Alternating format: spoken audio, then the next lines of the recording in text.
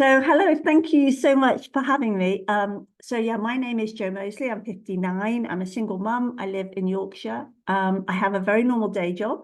And alongside that, I write books. I've written two best-selling books about beautiful places to paddleboard. One was focused on England, Scotland, and Wales, and one was more intimately just about the Lake District and Cumbria.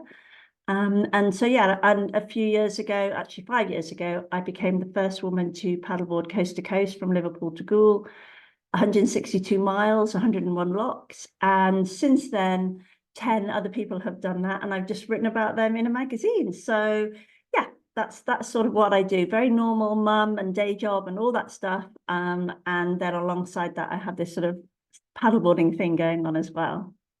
And when did you first start to get into paddleboarding? So it was 8 years ago, the 24th of September 2016 to be precise.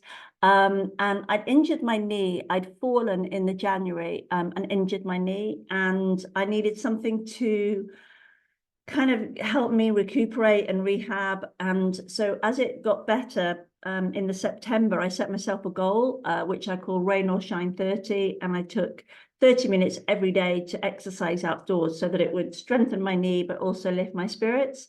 And paddleboarding was one of those things. And the minute I stood up on the paddleboard, I was like, oh, wow, I love this. It's amazing. And I always say, and it's a cliche, but it's true, that I felt like a warrior, not a worrier. And worrying is my default position. But I felt like a warrior, and it was amazing. And yeah, I haven't looked back since.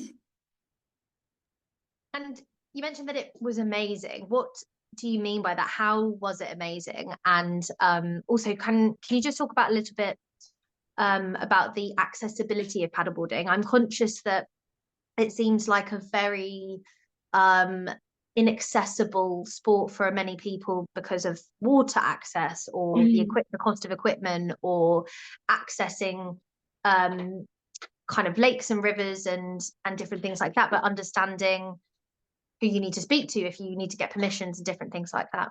Yeah, yes, sure. So of many water sports, it is more accessible than many. Obviously, if you want to get into it and you want to buy a board and all the safety equipment, then yes, that has a cost. But in terms of accessibility, what I would say is first have a lesson. And there are lots and lots of paddleboarding schools and instructors around the country. And so my first thing would be go and have a lesson, whether you want to get into it or you just want to try it. Certainly, if you've already bought a board, go for a lesson if you haven't had one already. And they, in the region of 30, 40 pounds, and they'll give you lots of great tips. And then you can go on and get a board should you wish to, or decide if it's not for you. There is Paddle UK, which is one of our governing bodies, and they give us all the information on where we can paddle. So, for example, on inland waterways such as canals and rivers, you do need a license. And you can get that as part of your Paddle UK membership, and that helps towards places to paddle, access to paddle, lots of safety information, and environmental and accessibility initiatives. So what did it feel like? I just felt strong. I'd felt really low whilst my leg had been in such pain, and it was not the end of the world. There are absolutely more people with more difficulties, but it had just, I just felt quite low because about 2 years before, 2014, I'd done this big rowing challenge. So I'd rowed 1,000,000 meters in a marathon on an indoor rowing machine. So 1,000,000 meters is sort of Paris to Edinburgh. So 10,000 meters every other night for 8 months. And then two half marathons and a marathon on an indoor rowing machine in memory of my mum. And we'd raised £10,000 for Macmillan Cancer Support. And so that had given me a really good boost of realizing that exercise was really helpful for my grief, for my stress, for my menopause, all that sort of thing. And then not to be able to do anything was a bit of a blow. So being able to paddleboard and know that paddleboarding was going to help me build my core strength and my balance so that hopefully, future falls will be minimized was just such a great feeling. I just felt uplifted, inspired, a little bit scared, obviously. But yeah, I just love, and I also just really love the feeling of beginning something. I think I really like being a beginner. I was 51 when I started. So, and actually, there's lots of men and women that start in their 50s. It's a really good sport if you're a little bit older, really good. So I first went paddleboarding when I was working in Croatia. I was working for a holiday, like a luxury holiday company, Wow. and every week we had like a schedule. So it was the same thing every week, but Monday was different to Tuesday, and Tuesday was different to Wednesday. So scuba diving, adventure park, and one of the days was stand-up paddleboarding, and that was the first time that I ever did it, and I absolutely loved it. Mhm. I mean, it was in Croatia, so that does help in terms of like the sea and the beautiful scenery. And like I think the first time I ever went paddleboarding, we found an old turtle shell that had been caught up into like a cove, and it was Yeah, beautiful, and it was something that I got really good at because I did it every week for 3 months. amazing. But I haven't done it since then, and that's probably 6 years ago. Mhm. And I haven't even done it as a one-off, but I know that where I live in Kent, there is lots of paddleboarding opportunities. I see people paddleboarding when I'm on my walks with my dog and different things like that. But I find it really challenging to get myself to actually do it, and I don't know what that barrier is. Mhm. I'm going a little bit off topic now, but what is the I know you mentioned you had some questions about how paddleboarding impacts people, but Mm. obviously you've got that amazing feeling of feeling powerful and stable and like a warrior, as you said. Mhm. But are there any other benefits to stand-up paddleboarding? And I'm hoping that will motivate me to actually get get in touch with my local paddleboarding school. Yes, I mean, how long do you have? So yeah, I put a question out on my Instagram just last night when I came in from the canal, and on my personal Facebook, and just said, can you give me some tips and ideas for being interviewed about paddleboarding and healthy aging, getting older. And I was really stunned by the response. So I put what I came up with, which was community. So community is really big in paddleboarding, and that might be something that you will feel attracted to. In terms of friendship or groups, I like paddleboarding. I think I like paddleboarding on my own, but I think my favorite is with maybe 2 or 3 other people, so you can have a chat. But some people like bigger groups, so community is really big, either in real life or even online. You get that sort of community feeling if somebody puts a picture up of a lake you've been on in the Lake District, or you put one up and they're like, oh wow, that's amazing. You all kind of buoy each other up. So I think community is really good. I think there is that sense of feeling invincible. And I think it's very different to say kayaking or canoeing when you're sitting down, the whole standing upness of it, so to speak. Just you have an amazing view of the horizon. You can look down at what's beneath you. And there is just that whole kind of posture of, head up, feet slightly apart, just feeling like you're literally walking on water. I know a lot of people are surprised. A lot of people, particularly women, will say, I can't do it. I'm just not stable enough. And once they've had a lesson or two from a professional, then they realize actually they can do it. And that is a great sense of achievement. And it has a ripple effect. For so many of the comments, it was the ripple effect of, I did this. I didn't think I could do it. What else in life can I do?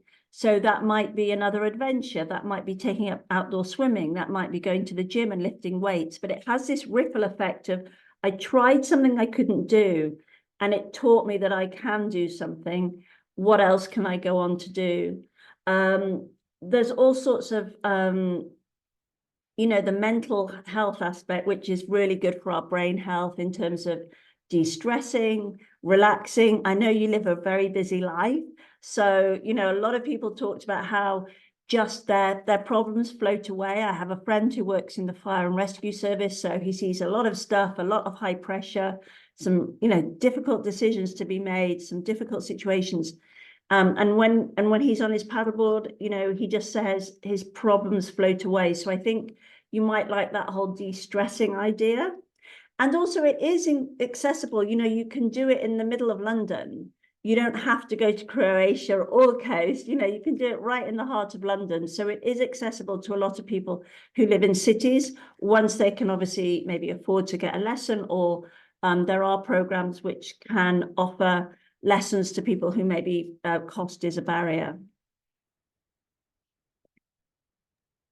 And in terms of the health side of things, that's obviously something that's really important to me, and we discuss health and mental well-being constantly throughout this podcast. Yeah. What from a mental, I think we should cover both. So from a mental health perspective, I understand how it impacts me. Mm-hmm. But do you have more of a scientific approach to the impact of stand-up paddleboarding that you're aware of? And then following that, the physical health implications of participating in regular stand-up paddleboarding? Yeah, so somebody mentioned, and I still have to research it because it only came through last night, was that there's been research about improving your balance can help with dementia.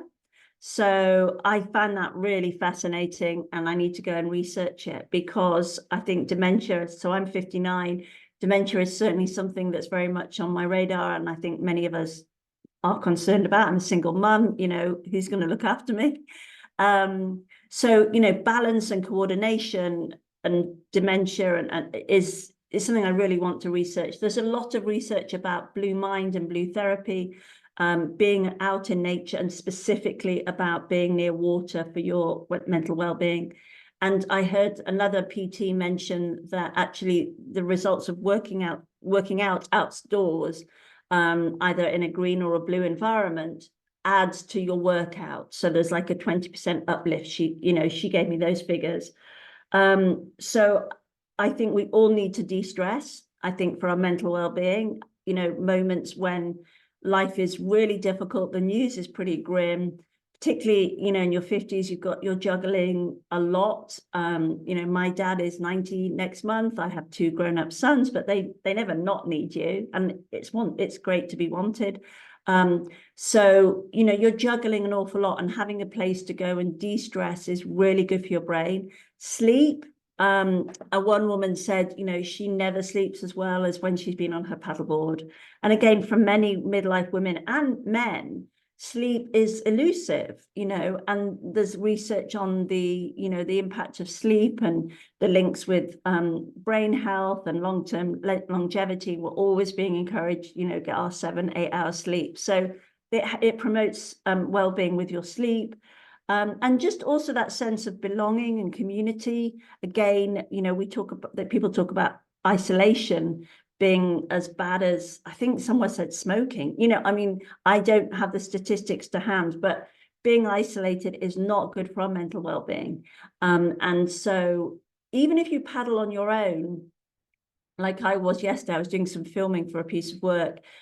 I spoke to hikers along the towpath. I spoke to another couple of paddleboarders. I spoke to narrowboat owners.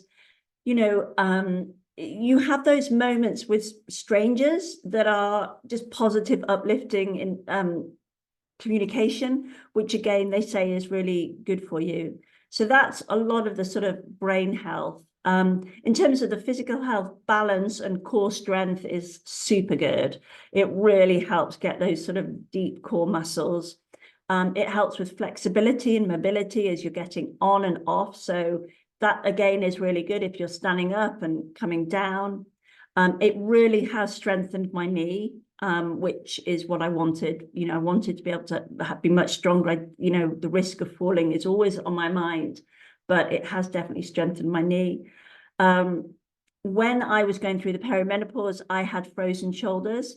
And this is now termed the musculoskeletal syndrome of menopause, but nobody at the time told me that a frozen shoulder could be related to the menopause. And it's, you know, the lack of the loss of estrogen.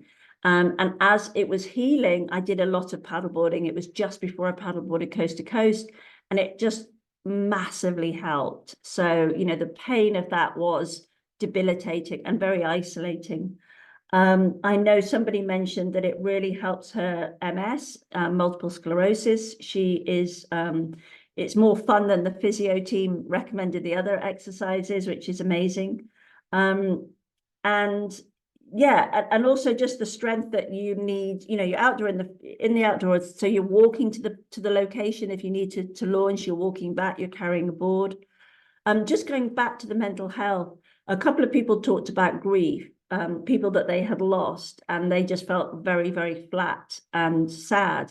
And actually, it gave them a sense of purpose and community and laughter. And another woman said it gave her a reason to live. She has a chronic illness too. So there's that mental, social, emotional, and physical well-being that is all kind of wrapped up, really.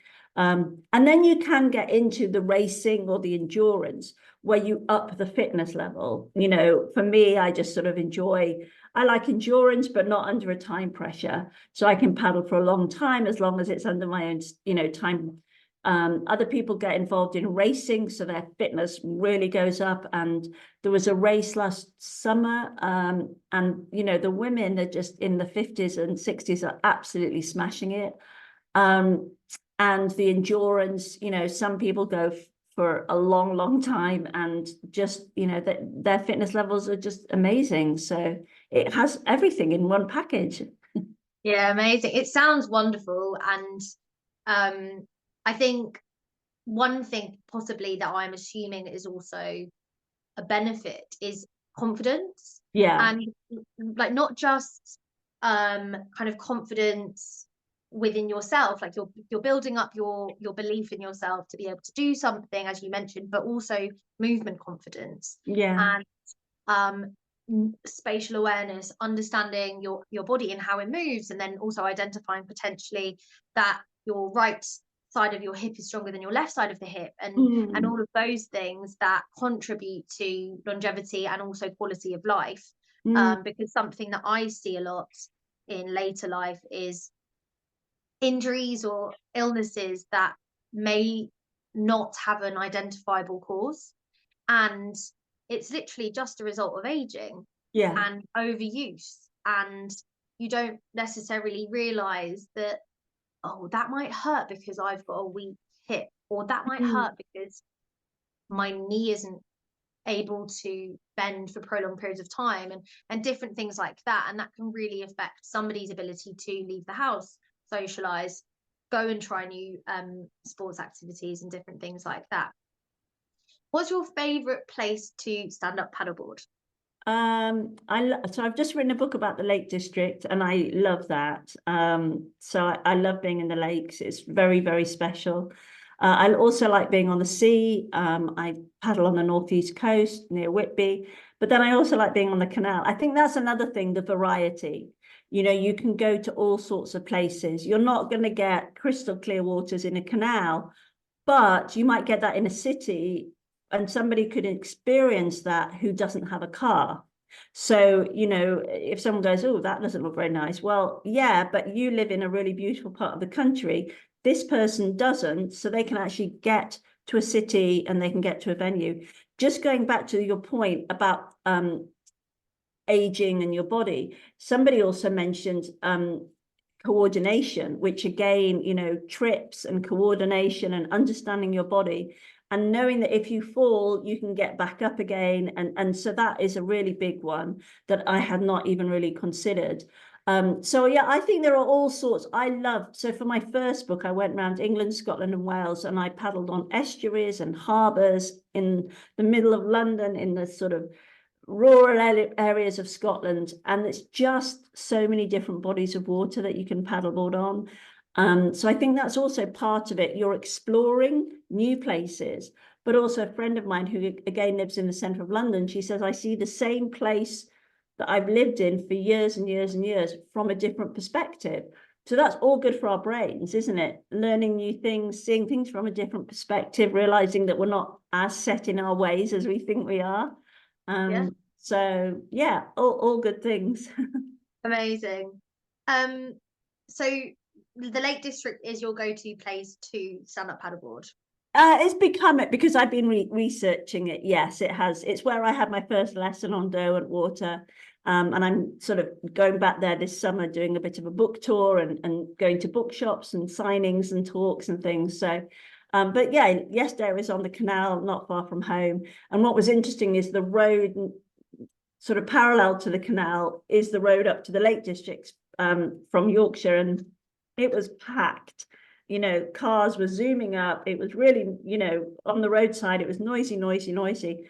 And I was just a few hundred yards away on the canal, and it was quiet, and there was no, you know, I got there in 10 minutes. I didn't have to sit in a car for 2 hours. So there are advantages of going exactly when everybody else isn't, and a canal can offer you that. Brilliant. Is there anything else you think that you believe in the way that stand-up paddleboarding can really change someone's life, particularly as they age? I know that there's obviously lots of short-term benefits to it, and that immediate mental, or that dopamine kick, or that serotonin that you get from the movement, but also from a longevity point of view. How many years have you been stand-up paddleboarding? Eight. So Which in paddleboarding terms is quite a long time. Yeah.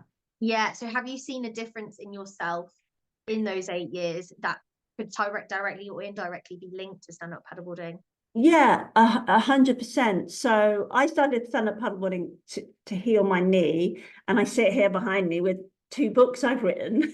I have a podcast. I have a film that was shown at a number of prestigious film festivals about my coast to coast journey. And I think it's that message of that, particularly for me, you know, going through the menopause, I felt quite lost. I had grief, the menopause, you know, I was feeling quite lost, not really sure who I was. And paddleboarding had that ripple effect of me sort of building a career almost, you know, 2 books from just literally going to help my knee. And I know this is not just my story. I know other people for whom paddleboarding has offered them a new fresh start when life felt quite grim.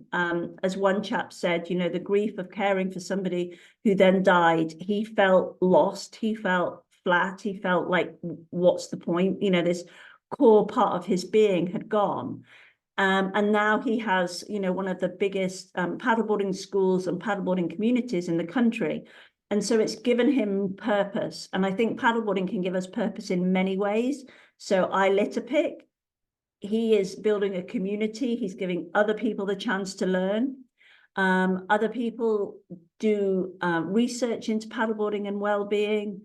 So there's a lot of purpose around it as well, if you wish it to be. You know, people do citizen science. So I go and test the waters of Windermere with the scientists to see what we can do about the environmental aspect of it. So I think it can give people a lot of purpose and a lot of reinvention, and just that ripple effect of one tiny moment where you decide to literally turn up. Like a lady said to me, I think what I really love, she said, I went to a place in Yorkshire, a lovely big park, and she said, what I noticed was there are a lot of middle-aged women just turning up for themselves. They weren't waiting for anybody else to take them. They just turned up for themselves and their enjoyment.